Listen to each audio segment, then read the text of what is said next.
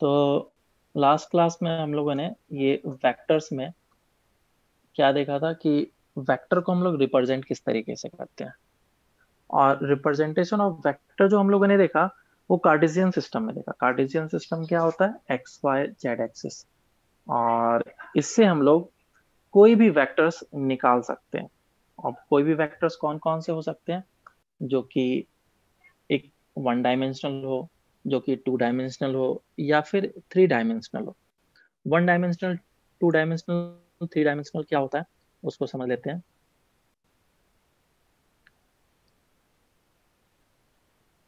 जैसे कि अगर तुमसे बोला गया वन डायमेंशन, वन डायमेंशन का मतलब क्या हो गया? सिर्फ एक्स एक्सिस, एक्स एक्सिस, है ना। टू डायमेंशन का मतलब क्या हो गया? टू डायमेंशन का मतलब हो गया कि X axis and Y axis दोनों को मिला करके।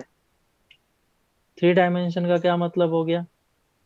X axis, Y axis and Z axis तीनों को मिला करके। ठीक है। तो वन डायमेंशन से क्या बन सकता है तुम्हारा? सिर्फ एक लाइन बन सकता है। वन डायमेंशन से सिर्फ एक लाइन बन सकता है। टू डायमेंशन से क्या बन सकता है? टू डायमेंशन से तुम्हारा एक प्लेन बन सकता है। और तीन डायमेंशन से क्या बन सकता है? तुम्हारा पूरा का पूरा एक वॉल्यूम बन सकता है। मतलब कि volume in the sense three D space. हाँ ठीक है क्या? तो ये सर, टोटल डाउट था। तीन डायमेंशन है। हाँ बोलो। सर एक्स जेड एक्सिस होगा तो?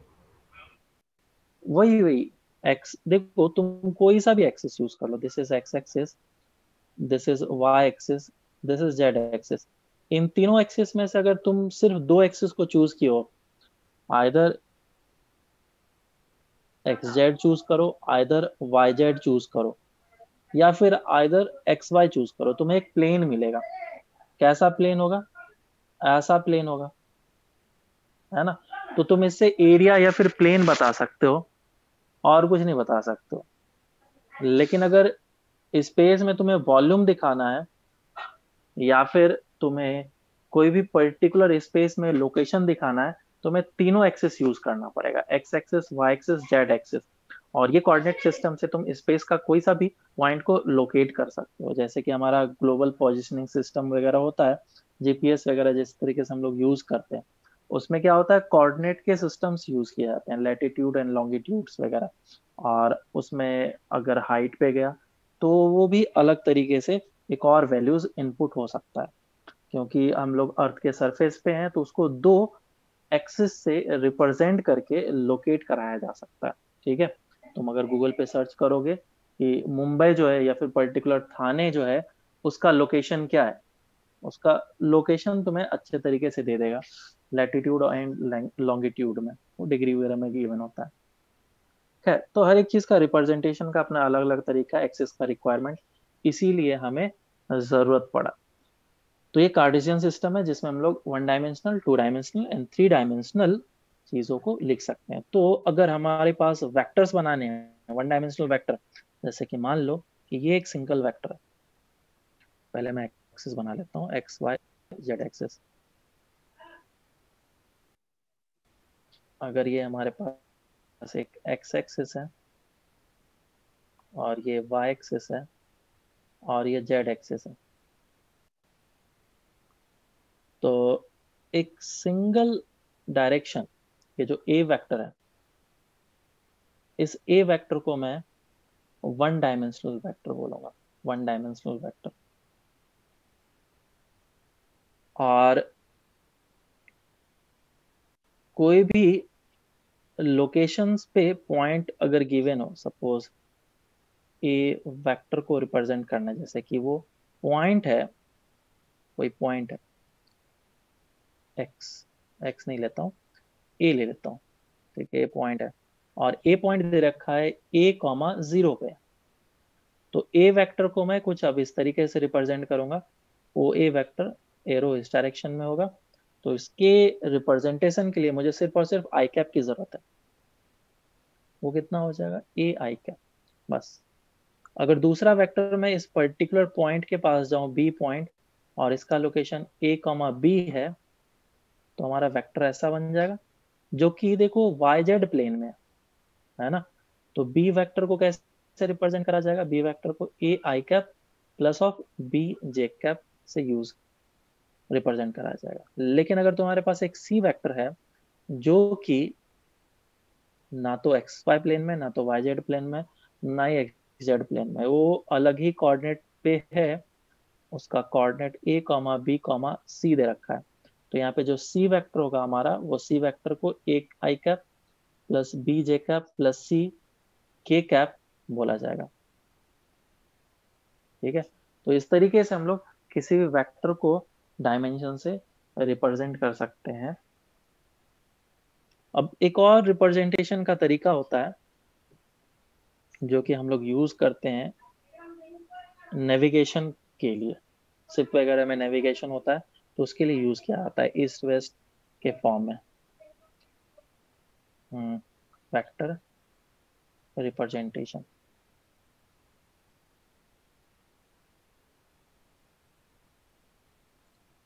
तो वेक्टर रिप्रेजेंटेशन का एक और मेथड है जिसको हम लोग यूज करते हैं। देखो, तो अगर मैं इस वाले डायरेक्शन को ईस्ट मान लूं, ईस्ट का डायरेक्शन है, तो ये वाला डायरेक्शन क्या हो जाएगा? वेस्ट। ये वाला डायरेक्शन क्या हो जाएगा? नॉर्थ। और ये वाला डायरेक्शन क्या हो जाएगा? साउथ। बराबर। अब इस चीज को तुम लोग एकदम अच्छे तरीके से याद कर लो, ईस्ट वेस्ट नॉर्थ साउथ, क्योंकि ये हमेशा इसी तरीके से आएगा। और वेक्टर्स वगैरह जब रिप्रेजेंट करना होगा तो हम लोग हमेशा इसी तरीके से रिप्रेजेंट करेंगे। अब क्योंकि ईस्ट इस डायरेक्शन में है तो इसको हम लोग पॉजिटिव एक्स डायरेक्शन भी बोल सकते हैं कभी कभी, और इसे नेगेटिव एक्स डायरेक्शन भी बोल सकते हैं। इसे पॉजिटिव वाई डायरेक्शन भी बोल सकते हैं, और इसे नेगेटिव वाई डायरेक्शन भी बोल सकते हैं। अब मान लो कि मैं इस लोकेशन पे हूँ, कोई भी एक ऑब्जर्वर है वो जो कि इस लोकेशन पे है, और वो पॉइंट ए पे जाना चाहता है, पॉइंट ए पे जाना चाहता है। और ये जो ओ ए लाइन है या फिर जो वेक्टर है, वो कुछ पर्टिकुलर एंगल बना रहा है, लेट्स से 30 डिग्री का एंगल बना रहा है। तो मैं इसको किस तरीके से रिप्रेजेंट करूंगा या फिर किस तरीके से लिखूंगा? कैसे लिखूंगा इसको? इसको लिखने का एक तरीका है कि ओ ए वेक्टर है हमारा, तो नॉर्थ और ईस्ट के बीच में मुझे जाना है। तो एक बात कंफर्म है कि नॉर्थ और ईस्ट के बीच में जाना है। तो 30 डिग्री, इसको लिखा इस तरह से जाएगा, 30 डिग्री जिसके साथ एंगल बन रहा है उसको लास्ट में लिखा जाएगा, और जिसके साथ एंगल नहीं बन रहा है उसको पहले लिखा जाएगा। तो इसे बोला जाएगा नॉर्थ ऑफ ईस्ट। ठीक है, तो ये ओ ए वेक्टर किस तरीके से बोला जाएगा? ओ ए वेक्टर को हम लोग बोलेंगे 30 degree north of east. Sir ये वो क्या पहले बोला जाएगा, वो मतलब वो नहीं समझा। इसे बोलेंगे हम लोग 30 डिग्री नॉर्थ ऑफ ईस्ट। अच्छा तो समझा। समझ में आया? अब जैसे कि मैं बोल रहा हूँ, अब तुम लोग को करना है, जैसे कि मान लो कोई भी ऑब्जर्वर है, ओ पे ही है और उसको बी पॉइंट पे जाना है, ये डायरेक्शन बन रहा है और ये एंगल है मान लो 60 डिग्री। तो बताओ इसको क्या बोलेंगे हम लोग? 60 degree from south of east. 60 degree south of east. ठीक है, ऐसा बोलेंगे। एक और एग्जांपल लेते हैं। एक डाउट है, हाँ बोलो। ईस्ट ऑफ साउथ नहीं लिख सकते? नहीं नहीं नहीं, अगर ईस्ट ऑफ साउथ लिख दिया तो फिर हमारा चेंज हो जाएगा वेक्टर। अब वो तो 60 sir degree, south of east ही क्यों लिखना है? अभी ये कन्वेंशन है, क्योंकि ऐसा हम लोग ऐसा कन्वेंशन यूज करते आ रहे हैं और इसी तरीके से हम लोग बोलते हैं। जैसे लॉग को बोलने का तरीका कैसे होता है? जो एक्सपोनेंट होता है उसको पहले बोलते हैं, और जो हमारा बेस होता है उसको बाद में बोलते हैं। एक तरीका है बोलने का। तो यहाँ पे भी एक सर कन्वेंशन है, तरीका है बोलने का। लोग बोलो। एंगल का डिग्री वो चेंज करके बोल सकते हैं ना कि south of east 30 degree south of east. हाँ हाँ बिल्कुल बिल्कुल बिल्कुल। मैं अभी बता रहा हूँ, पहले एग्जांपल कर लेते हैं कुछ कुछ, ताकि हमारे पूरे अच्छे तरीके से क्लियर हो जाए। ये पॉइंट है सी, और ये एंगल है मान लो 45 डिग्री, ठीक है। इसको क्या बोलेंगे, बोलो। 45 west of 45 south. Degree 45 south of degree South of west, south west. Of west, 45 degree South of South of west. West. South of west. Yes. और इसको, क्योंकि ये एंगल भी 45 डिग्री हो रहा है, तो इसको हम लोग ऐसे भी लिख सकते हैं, 45 डिग्री वेस्ट ऑफ साउथ, आया ना। तो ये दोनों तरीका सही है लिखने का। तो इसीलिए कभी भी अगर एंगल 45 डिग्री होता है तो इसको डायरेक्टली हम लोग साउथ वेस्ट या फिर वेस्ट साउथ डायरेक्शन बोलते हैं, ठीक है। क्या बोल दिया जाएगा, साउथ वेस्ट डायरेक्शन। और जैसे ही साउथ वेस्ट डायरेक्शन बोला गया, दैट मीन्स एंगल खुद ब खुद 45 डिग्री हो गया। म्यूट कर लो सभी कोई, म्यूट कर लो। हाँ, तो ये 45 डिग्री खुद ब खुद हो जाएगा। अब इसमें एक और एग्जांपल ले लेते हैं, जो कि तुम लोग एक क्वेश्चन पूछना चाह रहे थे, डाउट। वापस से वही चीज, ये एक्स, मतलब एक्स नहीं है, east west north and south, और कोई भी इस लोकेशन पे, और एंगल मान लेता हूँ कि ये 30 डिग्री है, तो इसे क्या लिखूंगा मैं, 30 degree north 30 of degree east. North of east. 30 degree north of east. और ये वाला एंगल अगर देखें तो ये एंगल कितना, 60 डिग्री बन रहा है, तो इसको क्या वो लिखेंगे, 60 degree North of east. East of East of north, north. East of north, है ना। ये दोनों तरीका जो लिखने का है वो सही है, ठीक है। दोनों तरीका लिखने का सही है। अब जरूरी नहीं कि ऑब्जर्वर इसी जगह पे हो, ऑब्जर्वर हो सकता है कि वो ऑरिजिन पे ना हो करके थोड़ा सा आगे हो, वो इस जगह पे हो,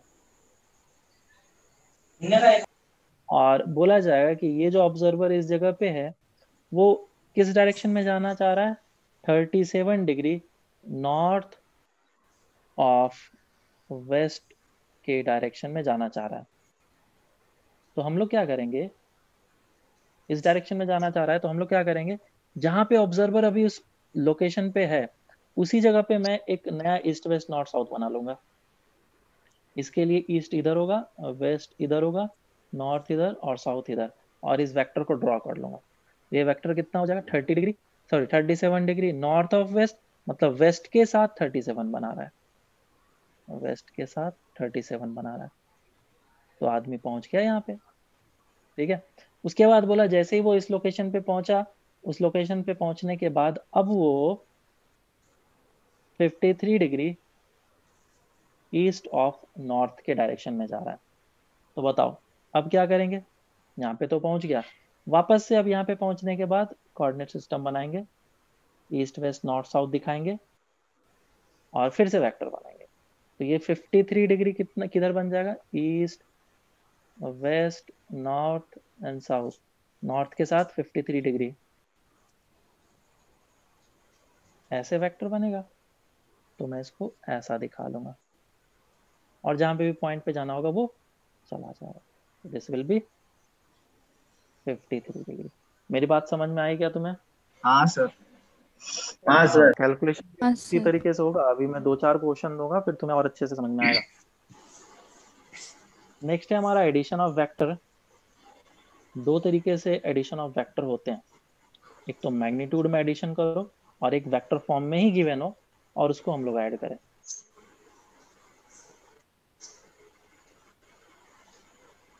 उससे पहले मैं यूनिट वेक्टर बता देता हूँ।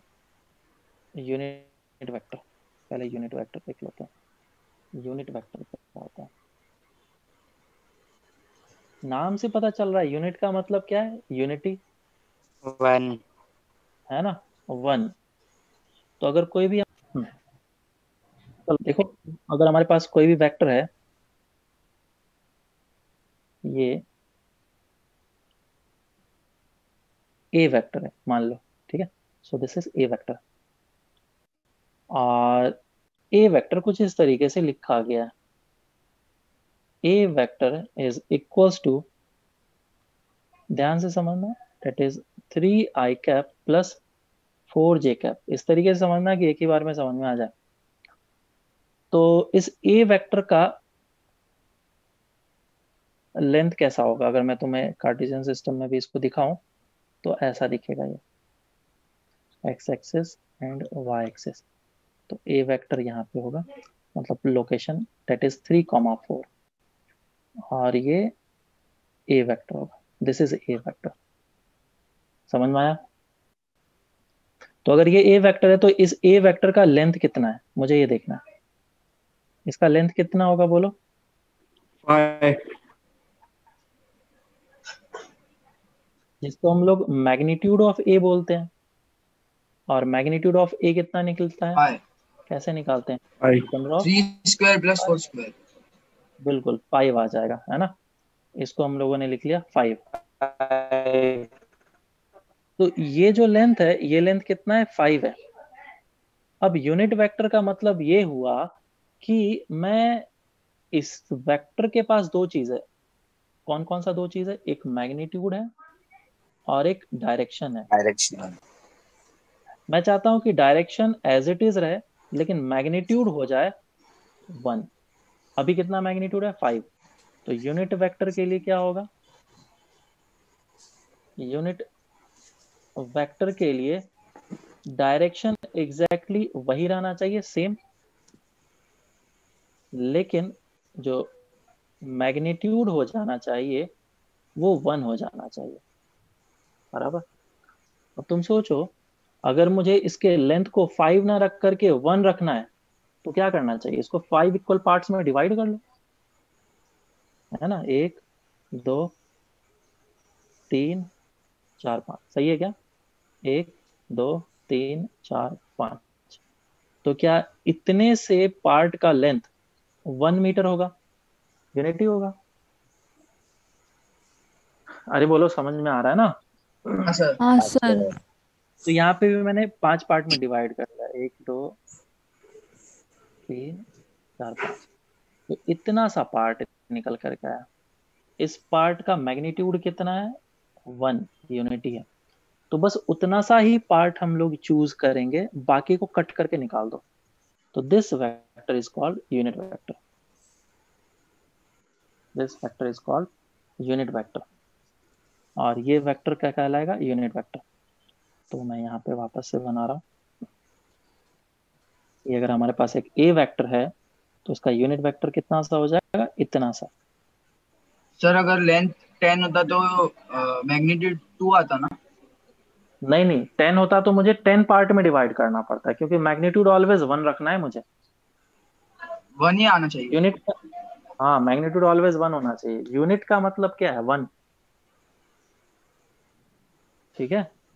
हाँ सर। तो इस यूनिट वेक्टर को हम लोग रिप्रेजेंट ए कैप से करते हैं। दिस इज यूनिट वेक्टर, जिसको हम लोग ए कैप से रिप्रेजेंट करते हैं। तो यहाँ पे जो हमने एग्जाम्पल लिया, इस एग्जाम्पल का यूनिट वेक्टर कितना हो जाता? हमें पता है कि इस ए वेक्टर का मैग्नीट्यूड 5 है, तो क्यों ना इसको 5 से डिवाइड कर ले। और 5 निकलेगा कैसे? ए मैग्नीट्यूड से, ऐसे करके। तो यूनिट वेक्टर का एक फॉर्मूला बन गया कि अगर तुम्हें यूनिट वेक्टर निकालना है, जिसको हम लोग ए कैप से डिनोट करेंगे, तो कैसे निकलेगा? A vector divided by magnitude of A. इस तरीके से हम लोग निकालेंगे। तो यहाँ पे अभी जो एग्जांपल लिया है उसमें यूनिट वेक्टर कितना आ जाएगा? A cap will be equals to, A vector कितना है? 3i cap plus 4j cap divided by इसका मैग्नीट्यूड कितना है? 5। तो मेरे पास आंसर आ जाएगा A cap is equals to 3/5 i cap plus 4/5 j cap. समझ में आया क्या? तो मैं इसका डेफिनेशन क्या बोलूंगा यूनिट वेक्टर का? क्या है डेफिनेशन, अब तुम बताओ। सर 1 मिनट ऊपर करो ना।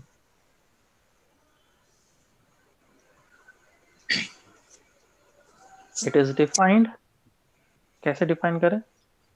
मैग्नीट्यूड 1 है। हाँ, a vector whose magnitude is 1 and its direction is same as of the vector, then it is called unit vector. Sir repeat करो ना एक बार. हाँ सर, हाँ sir. A vector whose magnitude is 1 या फिर unity, a vector whose magnitude is unity and its direction is same as of the initial vector. ठीक है, तो ऐसे वेक्टर को हम लोग क्या बोलते हैं? यूनिट वेक्टर बोलते हैं. सर इसका यूज क्या है? अभी यूज समझ में आएगा.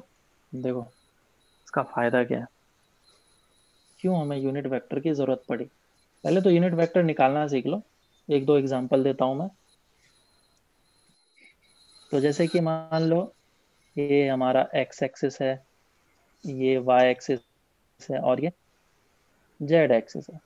तो इसका यूनिट वेक्टर क्या हो जाएगा? बस 1. और वाई डायरेक्शन का यूनिट वेक्टर कितना हो जाएगा? सिर्फ 1 यूनिट तक जाना है. और जेड के लिए 1.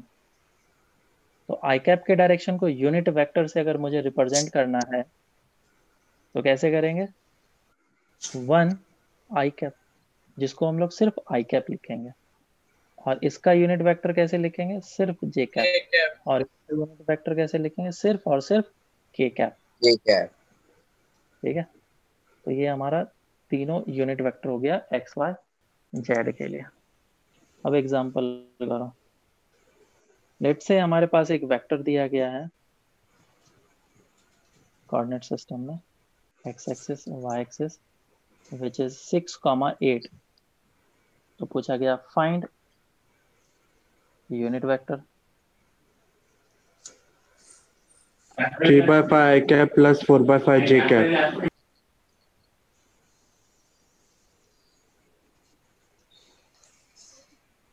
तो देखो कितना हो जाएगा.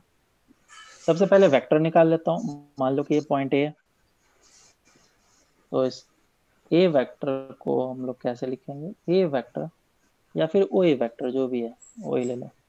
ओ A vector is equal to 6 I cap plus of 8 J cap. और फिर ओ ए का मैग्नीट्यूड निकाल लो. ओ ए वेक्टर का मैग्नीट्यूड आ जाएगा 6 root under of 6 square plus of 8 square which is equal to 10. और यूनिट वेक्टर निकलता कैसे? O A cap is equal to O A vector divide by O A का magnitude. और फिर यहाँ पे लिख दो 6 I cap plus of 8 J cap divided by 10. तो ये कितना आ जाएगा answer? 3/5 I cap plus 4/5 J cap, या फिर 0.6 आई कैप प्लस 0.8 जे कैप. समझ में आया?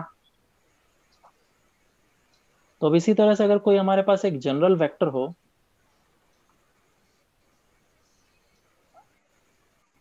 जनरल फॉर्मूला क्या होगा? अगर हमारे पास कोई भी ए वेक्टर है which is X I cap plus Y J cap, बराबर. x by root x square plus y square I cap plus y by root x square plus y square by dot J cap. Square plus Y square magnitude हो जाएगा. तो A cap कितना हो जाएगा? A vector divide by A का magnitude which is equals to X by root under of X square plus Y square I cap plus Y divide by root under of X square plus Y square J cap. दूसरा चीज एक और है, theta निकालना. ये theta कितना होता है? This is X comma Y. तो अगर मैं परपेंडिकुलर ड्रॉप करूंगा तो tan थीटा एक्स एक्सिस से निकलेगा. वो कितना हो जाएगा? y y divided by by x. है ना. इस चीज को याद रखना है. डायरेक्ट हम लोग यूज करेंगे. tan थीटा जब भी निकालना है तो y डिवाइडेड बाय x करना है. जे कैप का coefficient divided by I cap का कॉफिशिएंट. बार बार मैं अब नहीं बोलूंगा, ये हम लोग हमेशा याद रखेंगे. जे कैप का coefficient divided by I cap का कॉफिशिएंट ये हमारा टेन थीटा निकल जाएगा, और एंगल किसके साथ आएगा, एक्स एक्सिस के साथ। ठीक है, अब आगे चलते हैं। तो ये हमारा हो गया डेफिनेशंस वगैरह, रिप्रेजेंटेशन भी देख लिया। ठीक है, तो अब हम लोग किसी भी दो वेक्टर का एडिशन देखते हैं किस तरीके से करेंगे। Addition of two vectors,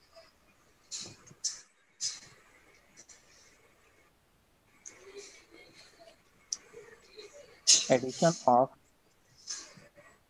vectors. हाँ, तो किसी ने पूछा था यूनिट वेक्टर का यूज कहाँ पे आएगा।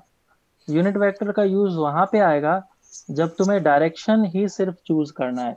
जैसे कि मान लो एक ट्रेन है जो कि 10 मीटर पर सेकेंड से आई कैप के डायरेक्शन में मूव कर रही है, एक सिंपल सा एग्जांपल है।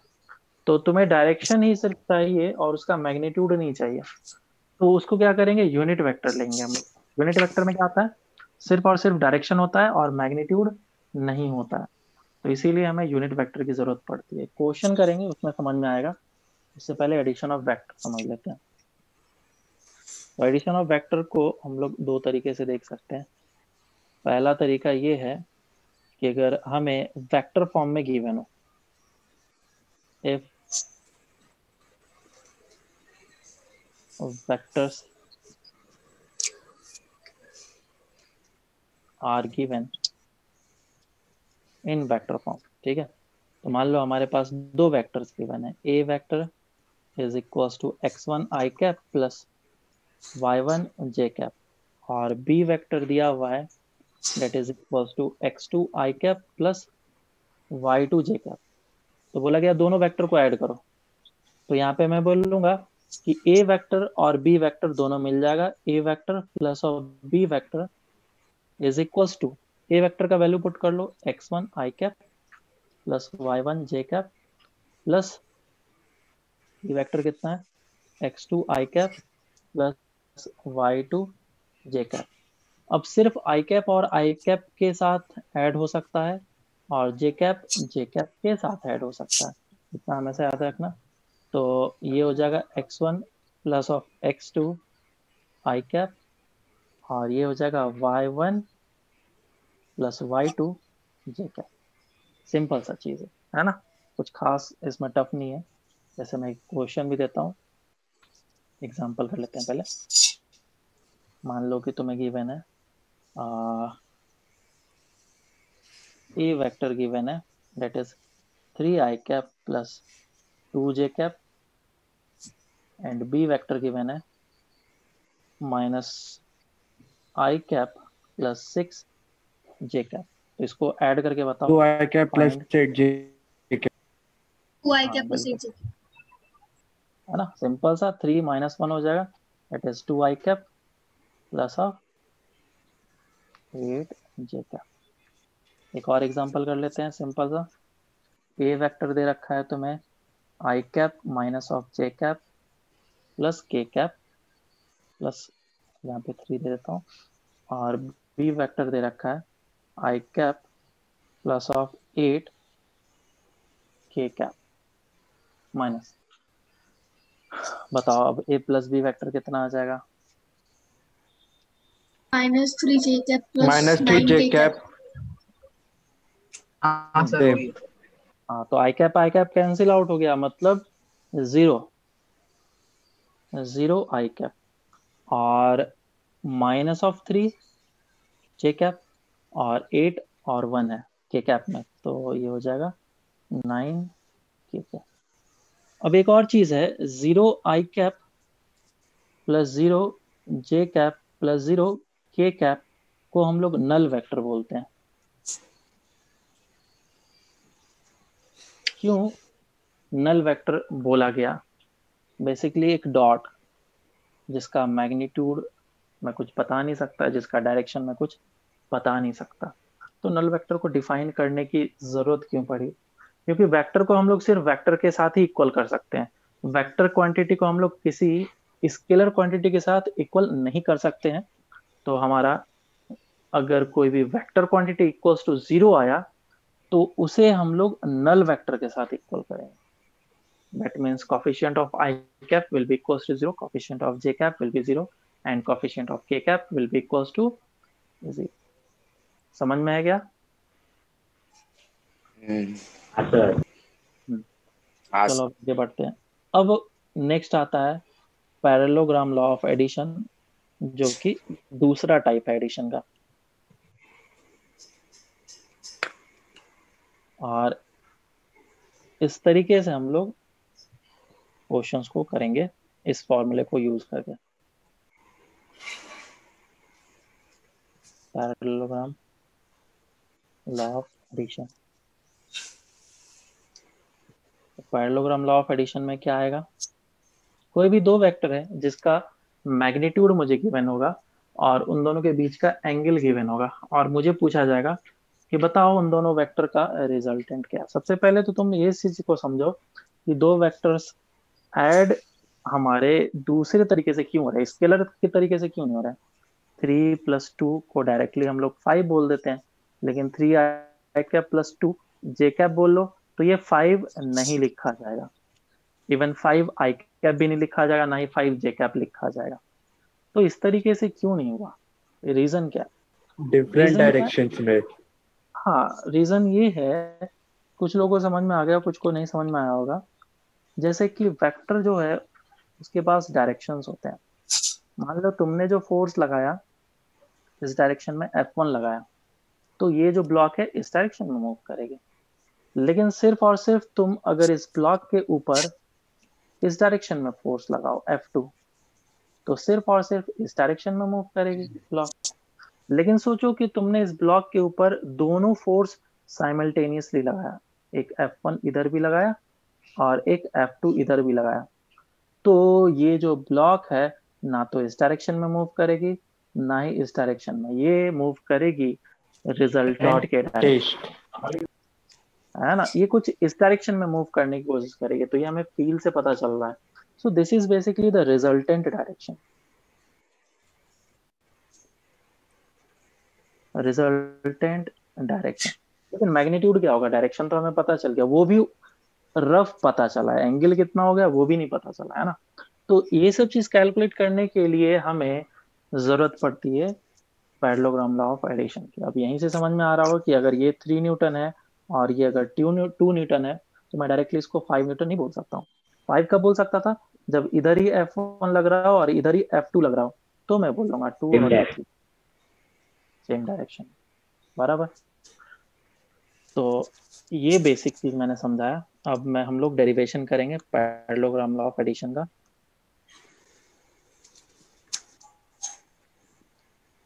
तो मान लो कि ये हमारे पास x एक्सिस है और ये y एक्सिस है, या फिर कोई भी दो वेक्टर्स हैं, x y नहीं लेते हैं, दो वेक्टर ले लेते हैं। एक वेक्टर है हमारे पास a वेक्टर, ये ऐसा, और दूसरा वेक्टर है मेरे पास b वेक्टर, जो कि है ऐसा।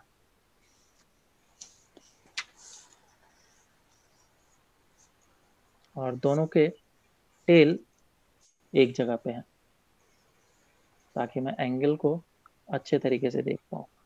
सो दिस इज a वेक्टर और this is b vector.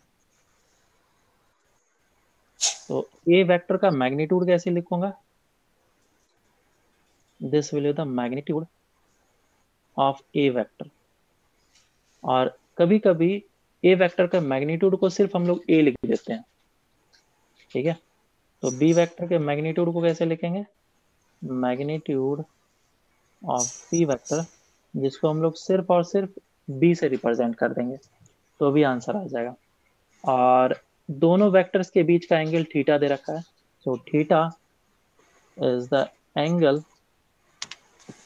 Between vector a and b। ये सारी चीज मुझे दे दिया गया है।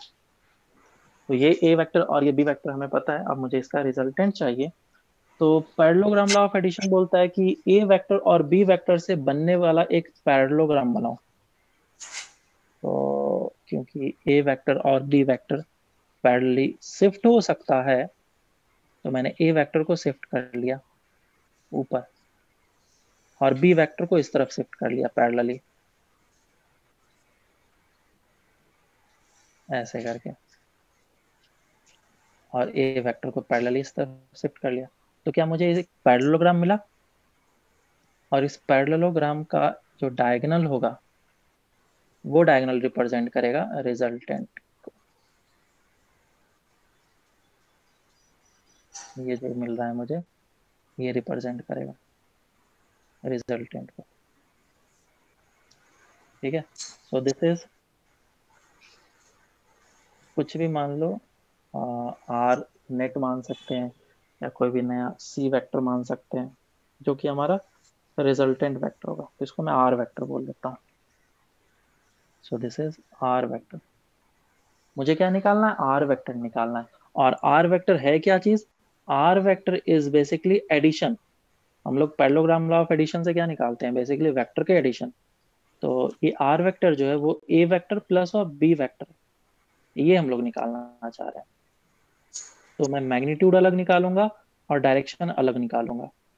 आर वेक्टर के पास है दो चीज, एक मैग्नीट्यूड एंड डायरेक्शन। डायरेक्शन कैसे निकल सकता है, तुम एंगल बता दो।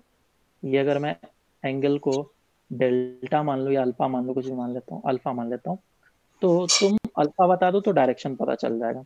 मैग्नीट्यूड कैसे निकलेगा, तुम इसका लेंथ निकाल लो आर वेक्टर का, तो मैग्नीट्यूड पता चल जाएगा,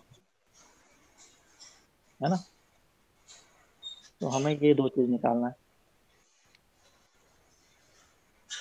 चलो, तो मैंने क्या करा, इधर से एक परपेंडिकुलर ड्रॉप किया, एक परपेंडिकुलर ड्रॉप किया।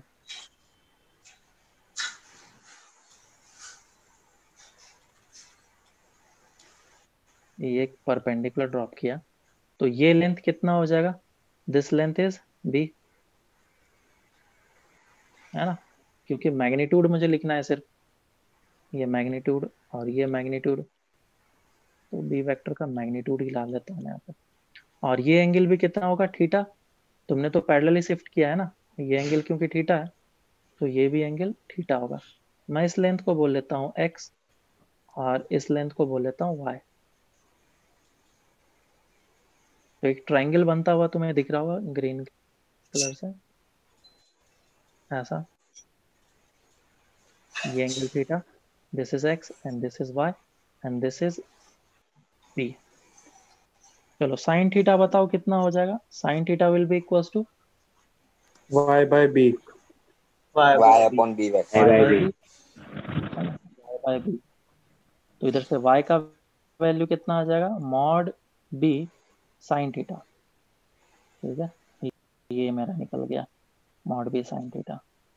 दूसरा कॉस थीटा कितना आएगा बताओ, x by b X mod। by b x by b।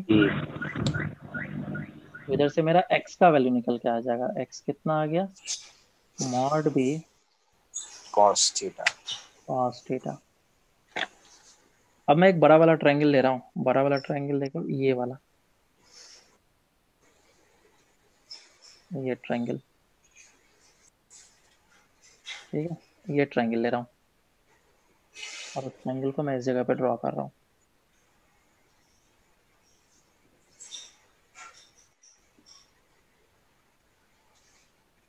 तो यहाँ से यहाँ तक जो लेंथ था दिस वाज x, और इस जगह से इस जगह तक का जो लेंथ था डेट वाज मॉड a, और ये जो लेंथ था डेट वाज y, ये y था, और ये एंगल था डेल्टा। मुझे ये लेंथ निकालना है कि r का मैग्नीट्यूड कितना होगा। तो पाइथागोरस लगा दो, क्योंकि ये तो परपेंडिकुलर है, तो r का मैग्नीट्यूड निकालने के लिए मुझे पाइथागोरस थ्योरम लगाना पड़ेगा। कितना आ जाएगा, root under of a plus x का whole square plus y square. हाँ, तो मॉड a को मैं सिर्फ a लिख लेता हूँ, a प्लस एक्स का होल स्क्वायर प्लस y का होल स्क्वायर, वैल्यूज को भी पुट कर लो। a प्लस एक्स का वैल्यू कितना है, b cos theta, and y का वैल्यू कितना है, b sin थीटा। इसको सॉल्व करो, कितना आ रहा है बताओ। a square plus under root of a square plus b square plus 2ab cos theta.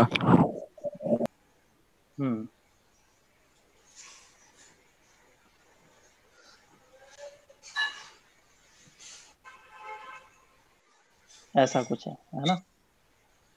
तो इसमें से तुम बी स्क्वायर कॉमन ले लो, तो sine square theta plus cos square theta हो जाएगा, विच इज 1। तो मेरा फाइनल जो आंसर आएगा that will be root under of A square plus B square plus 2ab cos theta. So this is resultant का magnitude. और in fact ये a plus B vector का मैग्नीट्यूड है, a vector plus b vector का magnitude है। तो मैं दोनों साइड मैग्नीट्यूड अप्लाई कर दिया, तो वो कुछ इस तरीके से दिखेगा। और इसे याद रखना है क्योंकि ये तो बहुत ज़्यादा यूज होगा, काफ़ी ज़्यादा यूज होने वाला है। दूसरा है टेन डेल्टा, या फिर जो भी अल्फा लिखा था हम लोगों ने, अगर अल्फा लिखा तो अल्फा लिख लो। ये अल्फा एंगल कितना होगा, बोलो कितना हो y जाएगा। by a plus x. Tan alpha is equal to Y divided by A plus of X. मुझे वैल्यूज पता है, y का वैल्यू कितना था हम लोग का, b sine theta, b sign theta divided bye a plus b cos cos theta. Theta. तो दिस इज टेन अल्फा। लेकिन ये जो अल्फा एंगल है this is with the x axis, या फिर बोल लो ए वेक्टर के साथ है, एंगल विद ए वेक्टर।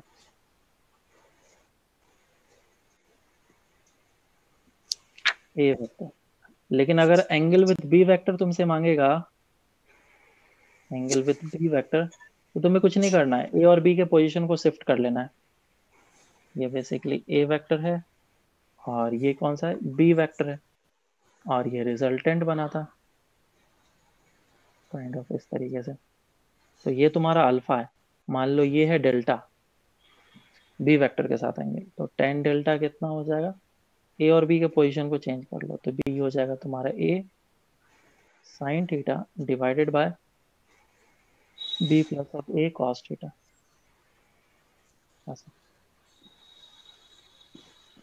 ये हो जाएगा हमारा आंसर। समझ में आया क्या। थोड़ा सा देखो अब इस जो ट्रायंगल है उसको हम लोग इस तरीके से शो कर सकते हैं। बेसिकली ये ए वेक्टर, क्योंकि ये हर एक जगह पे है ना, तुम्हें जरूरी नहीं है कि इसी तरीके का नोटेशन या फिर डायग्राम ग्राफ जो भी है देखने को मिले।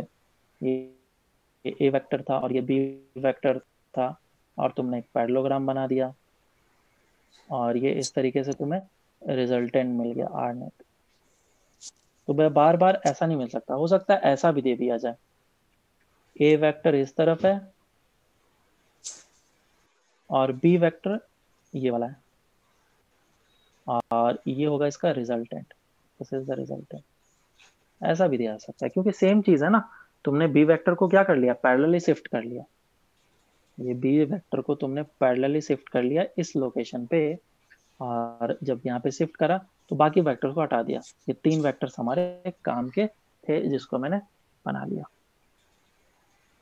ठीक है क्या। तो अगर मुझे a प्लस बी वैक्टर चाहिए तो उसके लिए फॉर्मूला ये है, अगर a प्लस बी वैक्टर चाहिए तो उसके लिए फॉर्मूला क्या है हमारा, उसका मैग्नीट्यूड चाहिए था root under of a square plus B square plus 2ab cos theta. लेकिन अगर सपोज मुझे a vector minus of b vector चाहिए तो क्या होगा, root under of A square plus B square minus of 2ab cos theta. ऐसा क्यों हुआ? ऐसा क्यों हुआ? देखो माइनस का क्या मतलब है, पहले तो माइनस का मतलब समझो। कोई भी वेक्टर के सामने अगर माइनस साइन लग गया तो उसका डायरेक्शन जस्ट अपोजिट हो जाता है। 180 डिग्री से रोटेट कर दिया तुमने। मान लो तुम्हारे पास एक ए वेक्टर है, ए वेक्टर है, वो है तुम्हारा 3i cap plus 4j cap. इसको कार्टेशियन सिस्टम में मैं दिखाता हूँ। तो ये हो जाएगा 3,4, ऐसा वेक्टर होगा ए वेक्टर। अब सपोज तुमने बोल दिया माइनस ए वेक्टर, बताओ कितना होगा। तो माइनस ए वेक्टर जैसे ही तुमने लिखा तो सभी पे माइनस साइन लग जाएगा। 3 पे भी माइनस आ जाएगा, 4 पे भी माइनस आ जाएगा। तो माइनस ए वेक्टर जो है उसका कोऑर्डिनेट कितना है? -3, -4। -3, -4 देखो इस जगह पे आएगा, और इसका वेक्टर किधर आएगा? इस डायरेक्शन में। सो this is minus of A vector. इस बात का ध्यान रखना। अगर हमारे पास ए वेक्टर है, उसके सामने मैं माइनस लगा दिया, तो तुमने क्या कर दिया? उसको 180 डिग्री से रोटेट कर दिया। अगर हमारे पास आर वेक्टर है इस डायरेक्शन में, ये हमारा आर वेक्टर है, तो माइनस आर कैसे होगा? जस्ट उल्टा। This is minus of R vector. Sir R vector का यूनिट वेक्टर क्या रहेगा?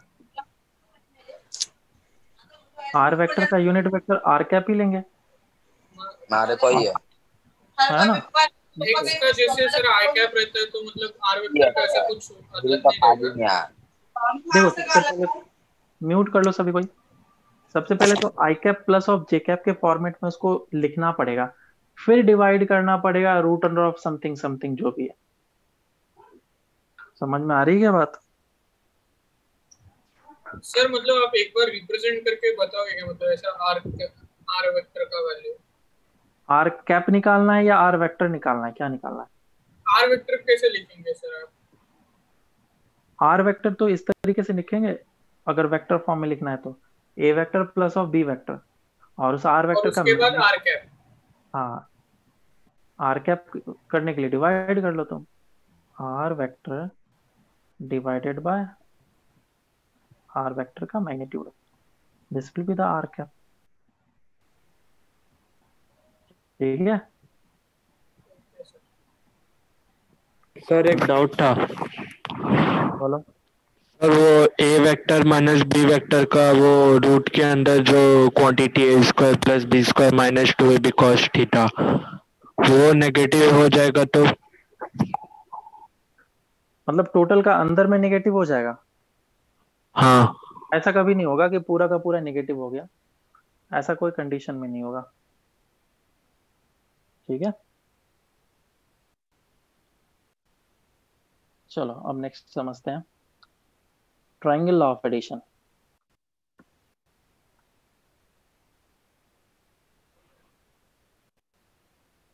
Triangle law of addition. Triangle law of addition exactly वैसा ही है जो कि पैरेललोग्राम लॉ ऑफ एडिशन है, बस इसको लिखने का तरीका अलग तरीके से बताया गया, और कुछ नहीं। देखो पहले हम लोग क्या जानते थे? पहले हम लोग ये जानते थे कि हमारे पास ए वेक्टर है अगर इस डायरेक्शन में, और बी वेक्टर है इस डायरेक्शन में, तो इसका रिजल्टेंट किस डायरेक्शन में होता है? इस डायरेक्शन में होता है। और इसको हम लोग लिखते कैसे हैं? इसको ऐसे लिखते हैं, R vector is equals to basically A vector plus of B vector. अब इसी चीज को मैंने थोड़ा अलग तरीके से लिखा, A vector plus B vector minus of R vector is equals to 0। क्या सही तरीके से लिखा है? कोई दिक्कत है क्या इसमें? नहीं दिक्कत होना चाहिए। माइनस ऑफ आर वेक्टर है यहाँ पे, तो मैं माइनस ऑफ आर वेक्टर लाने के लिए क्या इसके डायरेक्शन को चेंज कर दूंगा। ठीक है, this is minus of R vector, और इसे मैं एक नया वेक्टर नाम दे रहा हूं, डेट इज सी वेक्टर। तो ये कितना हो जाएगा? A vector plus of b vector plus of c vector is equals to 0. So this is triangle of addition. और अगर ए बी सी को हम लोग अब वापस से ज्वाइन करके देखें तो ऐसा बनेगा, ए वेक्टर, एरोज को देखना, B vector and C vector, ये हो गया हमारा सी वेक्टर। तो हमने एक लूप में चल लिया, हमने एक लूप में चल लिया। तो ट्रायंगल ऑफ एडिशन यही बोलता है कि तुम अगर ट्रायंगल में लूप में चलो, मतलब एरोज के साथ चलो और वापस से उसी जगह पे पहुंच जा रहे हो, तो तीनों वेक्टर के समेशन क्या होंगे, 0 होगा। चाहे ट्रायंगल कैसा भी हो सकता है, एक्यूट, ऑब्ट्यूज या फिर राइट एंगल ट्रायंगल, कैसा भी हो सकता है। तो तुम्हें उसी तरीके से चलना पड़ेगा, कोई भी एक लोकेशन से चलना स्टार्ट करो। अच्छा, इसका ऐसा हुआ रीजन क्या है, बोलने का मतलब ये है कि इसका डिस्प्लेसमेंट 0 हुआ, डिस्प्लेसमेंट 0 हुआ क्योंकि it is a vector quantity. तो ये है ए, ये है बी और ये है सी। तो इसको देखो ऐसे लिखा जाएगा, ए से बी तक जा रहा हूं मैं, फिर बी से सी तक जा रहा हूं मैं, फिर सी से ए की तरफ आ रहा हूं। तो A B vector plus B C vector plus of C A vector is equals to क्या हो जाएगा, 0 हो जाएगा। ये इस तरीके से लिखा जाएगा। समझ में आई क्या मेरी बात?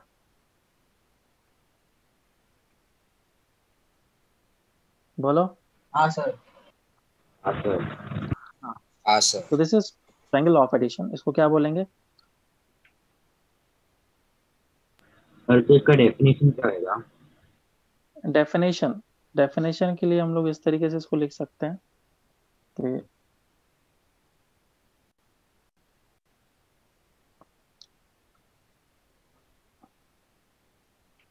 इस तरीके से लिख लेते हैं,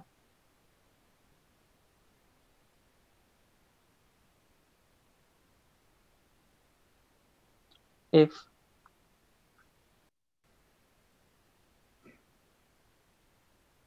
all vectors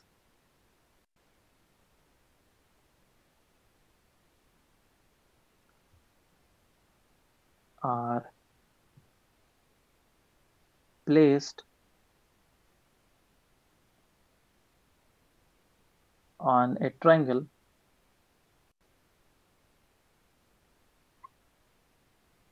तो यहाँ पे if all the vectors are placed on a triangle such that one vector starts from head of another vector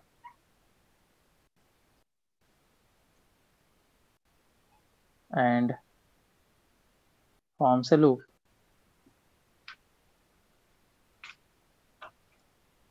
then sum of all the vectors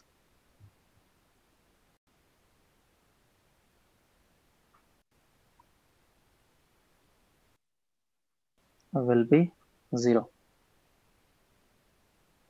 तो क्या बोला गया, अगर सारे वेक्टर्स को मैं ट्रायंगल के ऊपर प्लेस कर दूं या फिर ट्रायंगल फॉर्म करा दूं कुछ इस तरीके से कि एक वेक्टर का हेड जो है वो दूसरे वेक्टर के टेल पे जाके एंड हो, या फिर कोई एक वेक्टर दूसरे के हेड से स्टार्ट हो और वो एक लूप फॉर्म कर रहा हो, तो सभी वेक्टर का जो एडिशन हो जाएगा that will be equals to 0 हो जाएगा।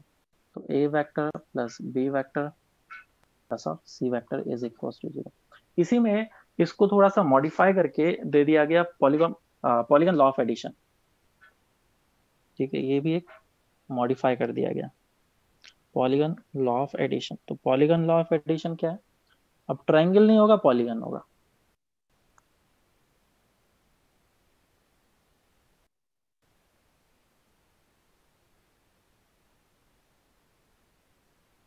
तो पॉलीगन लॉ ऑफ एडिशन में क्या आ जाएगा कि हमारे पास ट्रायंगल नहीं है, ये एक पॉलीगन है।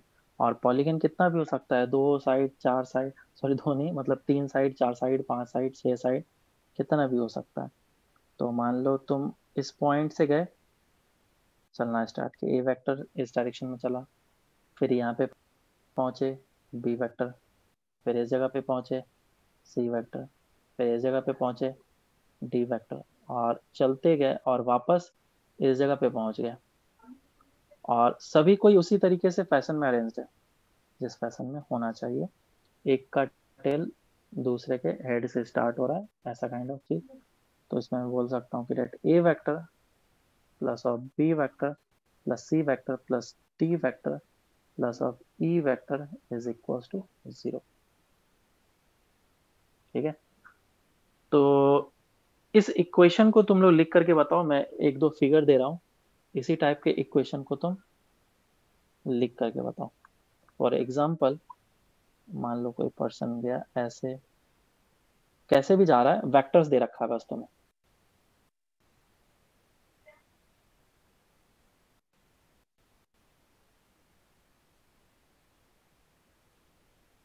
ये ऐसे दे रखा है, this is A vector, this is B vector, this is C vector, D vector and E vector. तो इस वेक्टर को एक इक्वेशन फॉर्मेट में लिख करके बता, अगर ये कर लिया हाँ तो ये भी करो। हाँ सर वही है। ठीक है, तो क्या करेंगे, हम लोग इस जगह से जाना स्टार्ट करेंगे। क्या जिस डायरेक्शन में एरो है हम लोग उसी डायरेक्शन में जा रहे हैं, बिल्कुल। तो ए वेक्टर को मैं प्लस में लूंगा। क्या मैं जिस डायरेक्शन में जा रहा हूँ एरो उसी डायरेक्शन में, जी बिल्कुल, तो बी वेक्टर ले लिया। मुझे जाना है इधर, लेकिन एरो है अपोजिट डायरेक्शन में, तो उसको माइनस काउंट करूंगा। फिर मैं इस जगह से इस तरफ गया, तो जिधर मुझे जाना है वेक्टर का डायरेक्शन भी उधर ही है, तो बी वेक्टर ऐड हो गया। और सेम वे में ई वेक्टर अपोजिट हो जाएगा, तो माइनस इज इक्वल टू 0। तो आ जाएगा A vector plus B vector plus D vector is equal to C vector plus of E vector, ऐसा आ जाएगा। नेक्स्ट क्वेश्चन करो।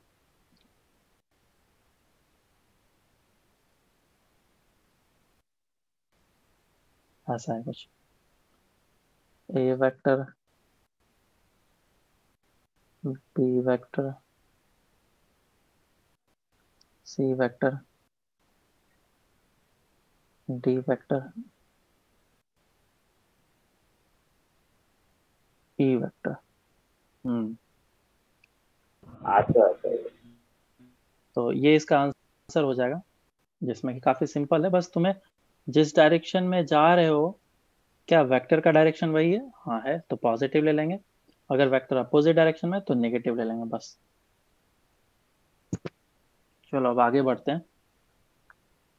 पैरेललोग्राम लॉ ऑफ एडिशन अभी हम लोगों ने किया, उस पे बेस्ड क्वेश्चंस वगैरह करना स्टार्ट करते हैं। तो पहले एक आर कैप वाला क्वेश्चन एक स्टूडेंट ने पूछा था, उसे बताता हूँ। मान लो कि मेरे पास 3 I cap plus 4 J cap दे रखा है, और बी वेक्टर दे रखा है 6 I cap plus of 8 J cap. तो पूछा गया बताओ आर कैप कितना होगा। आर कैप कैसे निकलेगा, 9 i cap plus 12 j cap। R vector divided by नहीं आर भाई, वेक्टर का मैग्नीट्यूड, है ना। तो आर वेक्टर कितना हो जाएगा, पहले तो आर वेक्टर निकालो, it is A vector plus of B vector which is 9 I cap plus 12 J cap.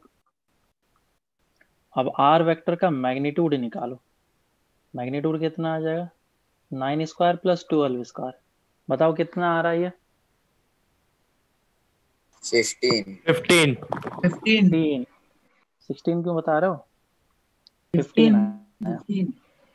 हाँ, तो अब वैल्यू को पुट कर लो, आर वेक्टर तुम्हारा ये है, आर वेक्टर का मैग्नीट्यूड यहाँ पे 9 I cap plus 12 J cap divided by 15। तो आंसर आ गया 9/15 I cap plus 12/15 J cap. This will be the unit vector of R. तो एक सिंपल सा एग्जांपल ले लिया। अब इसमें क्या है ना, ये तुम्हारे जो आई कैप और जे कैप का कोफिशिएंट है वो डिफरेंट भी हो सकते हैं। यहाँ पे एक थोड़ा सा मैंने पैटर्न में ले लिया, डिफरेंट भी हो सकते हैं, तो भी आंसर हमारा इसी तरीके से निकलेगा, और कोई दूसरा तरीका नहीं है। और एक कंपोनेंट वाला है, कंपोनेंट वाला हम लोग अभी थोड़ी देर में पढ़ेंगे। चलो नेक्स्ट क्वेश्चन है कि find A vector plus B vector का magnitude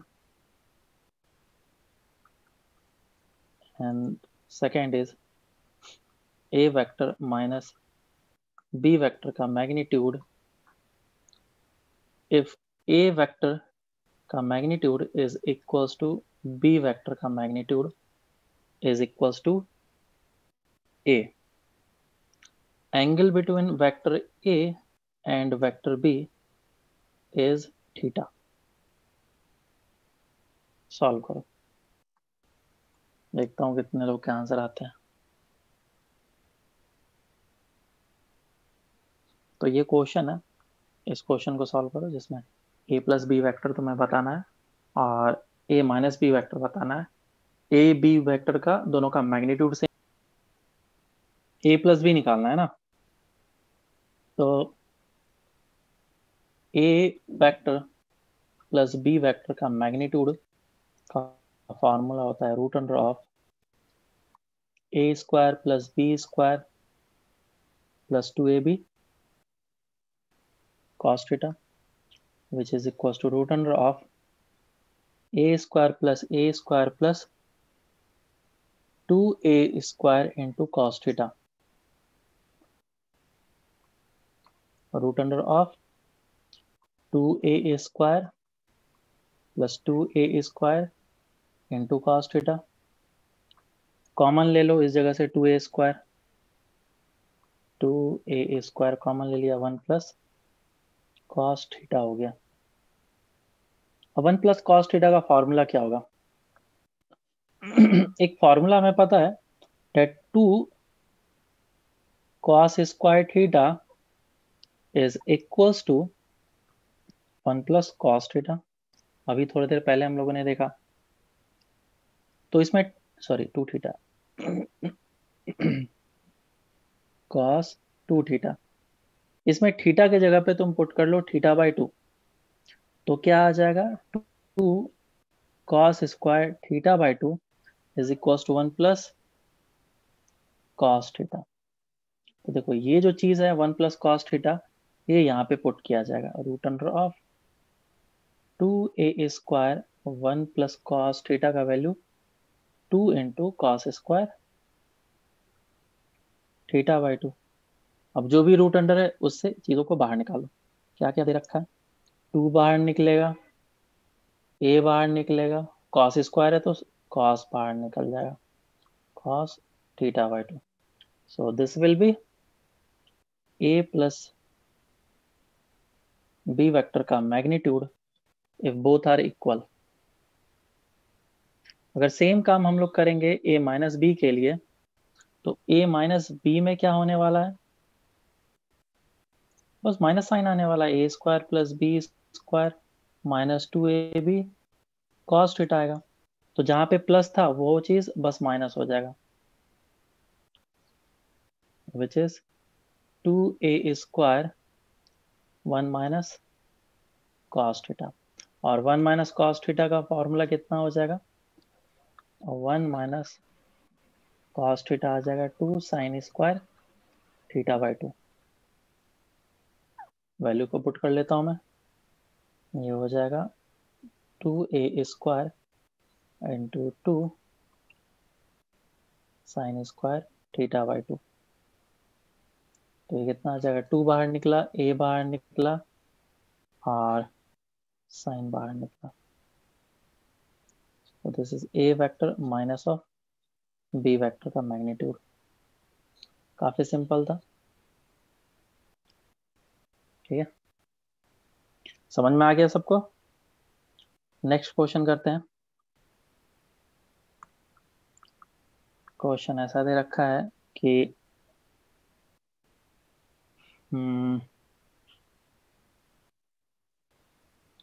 if magnitude of a vector is equals to 2 times of magnitude of b vector,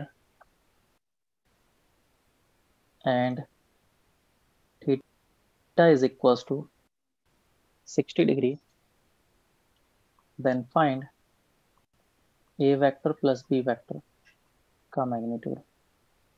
solve करो इसको।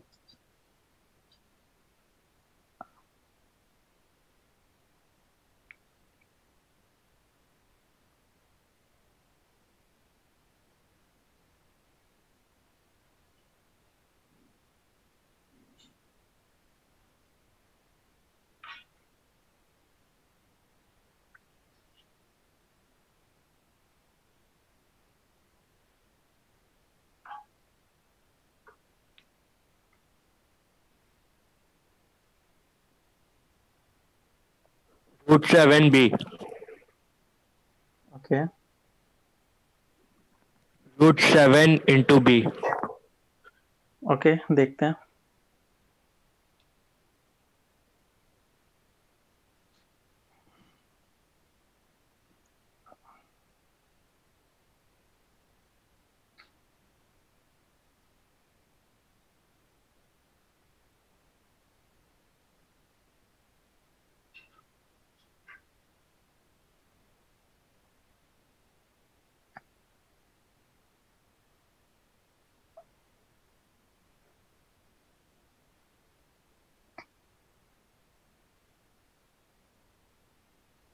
Root 7b sir.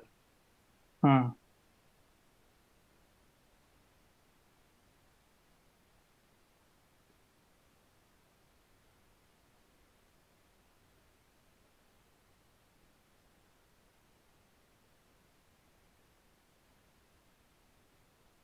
चलो सॉल्व करते हैं।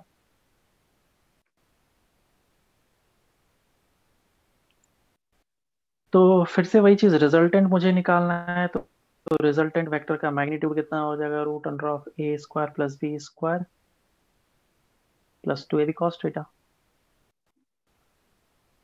थीटा दे रखा है 60 डिग्री, और यहाँ पे मुझे दे रखा है magnitude of A is 2 times of B. अगर बी वेक्टर को मैं बी मानूंगा तो ए वेक्टर का मैग्नीट्यूड कितना हो जाएगा? 2b हो जाएगा।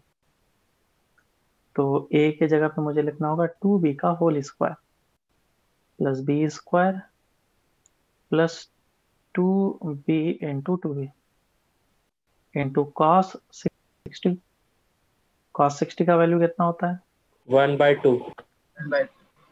1/2 है ना। तो ये आएगा answer 4b square plus B square plus 1/2 आ गया। ये तो 2 कैंसिल आउट, तो ये 2b स्क्वायर और रूट अंडर में तो आ जाएगा रूट अंडर ऑफ 7b। तो रिजल्टेंट ऐसा होगा, ना कि ए। अगर ए के फॉर्म में मुझे रिप्रेजेंट करना है तो मुझे इसको क्या लिखना होगा? बी के जगह पे a/2। समझ में आ रहा है क्या? आर हाँ वेक्टर का सर। मैग्नीट्यूड कितना होता है? Root under of 7a/2।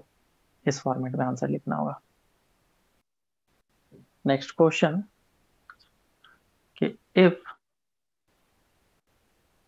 a vector plus b vector is equals to a vector minus of b vector, then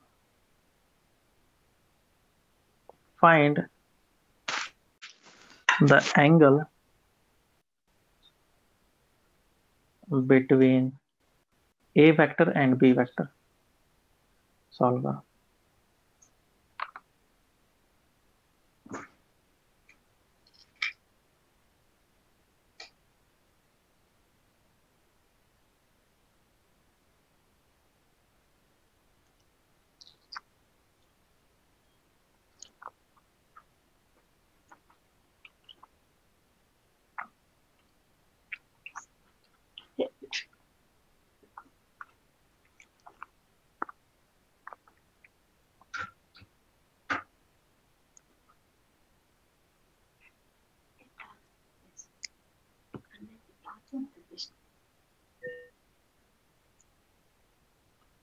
sir 90 degree.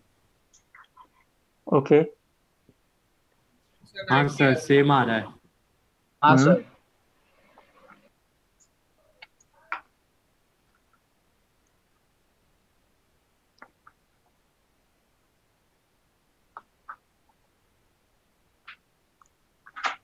90 degree आ रहा है? और किसी का कुछ आ रहा है?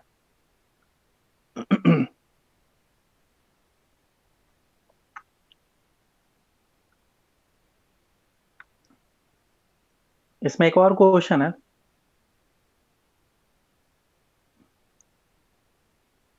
तो इस क्वेश्चन के लिए हमें क्या बोला गया है कि जो रिजल्टेंट है ये वाला और ये इक्वल है root under of A square plus B square plus 2ab cos theta, और ये root under of A square plus B square minus 2ab cos theta. दोनों साइड स्क्वायर कर लो, तो A square plus B square plus 2ab cos theta आएगा is equal to A square plus B square minus 2ab cos theta आएगा। A B cancel out हो जाएगा, तो इसको इस तरफ लेके आ जाओ, तो ये हो जाएगा 4ab cos theta is equal to 0। या तो a 0 हो जाए या तो b 0 हो जाए। अगर वेक्टर गिवन है तो 0 नहीं होगा, क्वेश्चन में जनरली मेंशन करना चाहिए था, लेकिन अगर गिवन है तो 0 नहीं होगा, कॉस थीटा 0 होगा। तो कॉस थीटा कहाँ कहाँ पे 0 हो सकता है?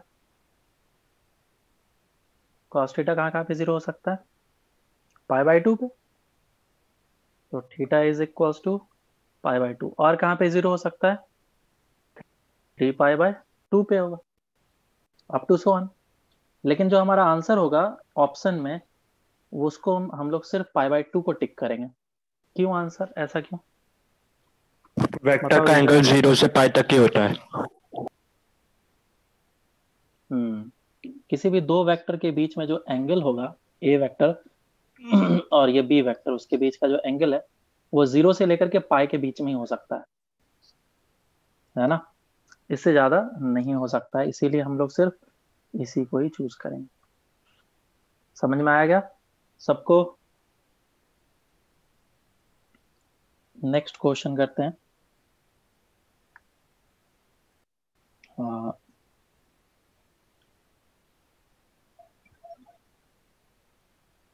नेक्स्ट क्वेश्चन कुछ इस तरीके से दिया गया है।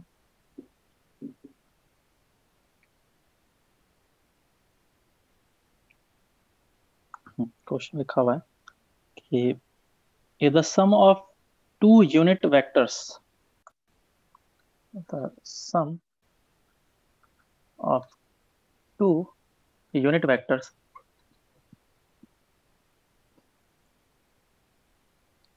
is also a unit vector, is also a unit vector, then find the magnitude of their difference.